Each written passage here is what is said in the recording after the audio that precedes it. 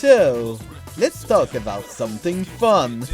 Video game openings! I made 3 top 40 videos to show you how easy it is to edit, with no transitions, no voices, just easy fun. But now let's try doing something interesting, an actual top 10. With my beautiful voice! So, what are the rules? 10 openings and no licensed games because that would be unfair. Also, expect the unexpected. Let's go! Number 10, Warioland 4. If you want my opinion, not the biggest fan of the GBA. Most games on it makes me want to play the DS, but Warioland 4's opening has more style than 95% of the Game Boy Advance games, with the vocal tracks, the stylish camera angle, smooth atmosphere. Pixel art is hard, so seeing this really cool opening on the GBA is super impressive. Like, even Warioland Shake It isn't as impressive to me. Too bad about the game's multiple endings, which reflect a different time, unfortunately. A time for Number 9, Super Smash Bros. 64. Remember when the PlayStation/Sega Saturn could pull off FMV but the Nintendo 64 couldn't? It's not like you can pull off something cool on the Nintendo 64. That would require time and effort, and screw you, this opening is outstanding. It presents these characters in the best way possible with some really cool camera angles, and the music is top tier. I love it.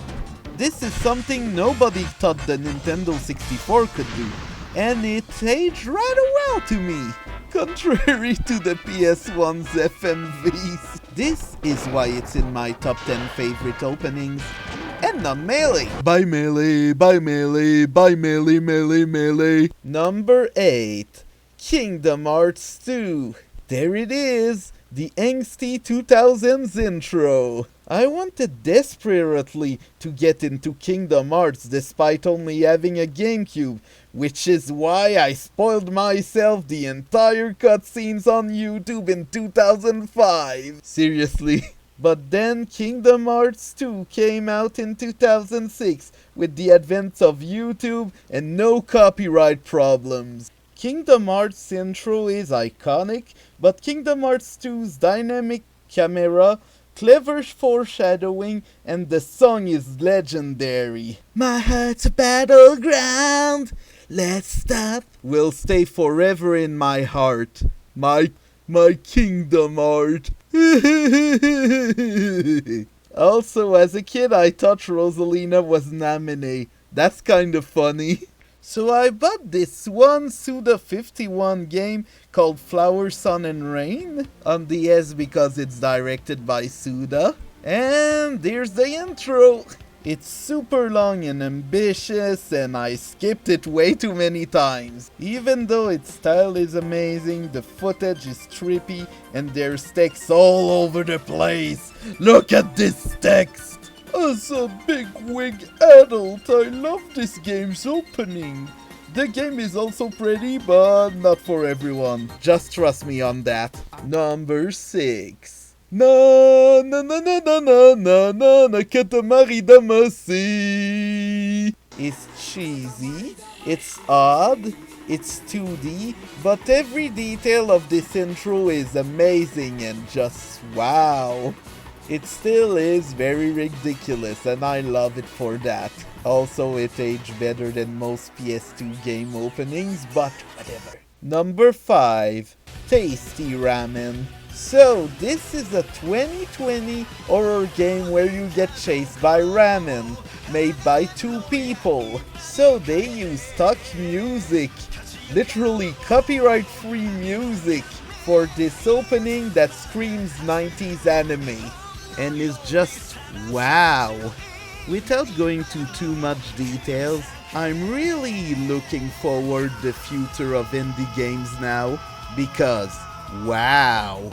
2 people made this! Number 4, Starfighter Sunvine. The thing about PS1 games is that both the big budget games and the low budget games had fancy cutscenes or an intro.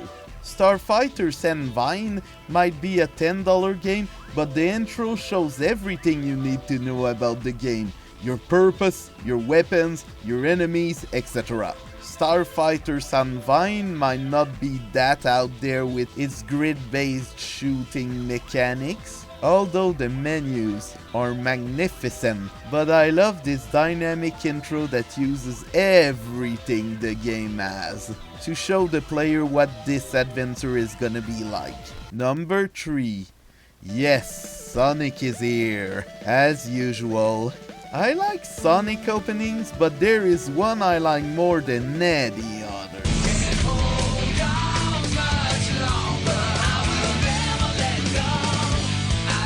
And not this one.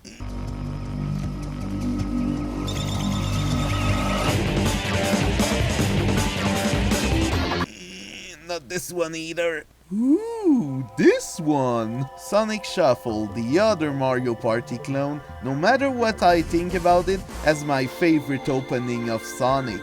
Since this party game has a story, this Blink or You'll Miss It opening summarizes the game's plot surprisingly well, which is basically Sonic saving the dream world with his friends, if you wanted to know about it.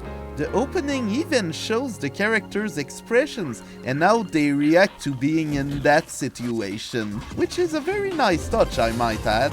And not gonna lie, the trippy music makes this opening as memorable to me as the Y2K vibes from the 2000s. Like, look at how futuristic it looks. Number 2. The thing about dual screen cutscenes is that you need to pay attention to both screens. I love it, and that's kinda why I love the Nintendo DS. So basically, The World Ends With You is my favorite game of all time, but the opening going on is what blew me away. The camera angles, the presentation, the credits, the music, the drawings, it's all beautiful to me. Too bad no console is going to try the dual screen ever again. But hey, that's what we have. Number 1. Have you ever paid $80 for a game and been like, oh, that's what the intro is? Character portraits. Kinda disappointing. Meanwhile, with RPG Maker games, those were games that were offered for free on PC.